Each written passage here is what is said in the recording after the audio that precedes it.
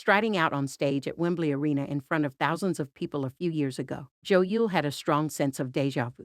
Because while she was there to talk about the incredible work of her charity Missing People, she'd already played that legendary venue before. As a pop star, for despite looking every inch the charity CEO, back in the 1990s Joe, now 51, had played keyboards in the band Scarlet, who had chart success with hits such as Independent Love Song. We did support tours with top bands and singers at venues like Wembley and the Birmingham NEC, remembers Joe. Then a few years ago, it went full circle and I was at those venues again to tell the story of Missing People. It was nice to stand at the side of the stage knowing what it was going to feel like when I walked on. Joe's been at the helm of the charity for over a decade now, having first got a taste for helping others in her pop star days when she'd respond to calls for the Samaritans in her free time. It's vital work. Someone is reported missing every 90 seconds in the UK, and Missing People offers a lifeline to them and their loved ones by publicizing those who have disappeared and providing specialist support to reconnect them. They can also offer advice and assistance to friends and families, and have a free, confidential helpline by phone, text, and email for them to ring. All this is made possible thanks to players of People's Postcode Lottery,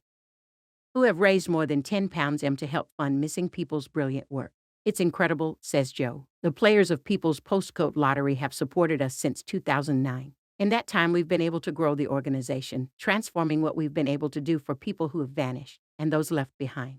Thanks to funds raised by players, the charity was able to campaign for vital legislation, including Claudia's Law, named after Chef Claudia Lawrence, who disappeared in 2009, allowing families to take control of a loved one's finances when they disappear. But probably the most important thing is those services that are there every day of the year, such as counseling, and being able to be there for as long as we're needed, says Joe, who was awarded an ode by the late Queen in the 2022 birthday honors list. While it's an emotional job, one of the great joys is being able to put missing people, who might be scared to go home fearing their family is angry with them, back in touch with their loved ones. I've been on those calls and it's an honor, says Joe, a mother of teen children who lives in London. Often what happens is you call the family and say you're calling from the charity, and they shout other people over to the phone. They're so relieved to hear their loved one is alive.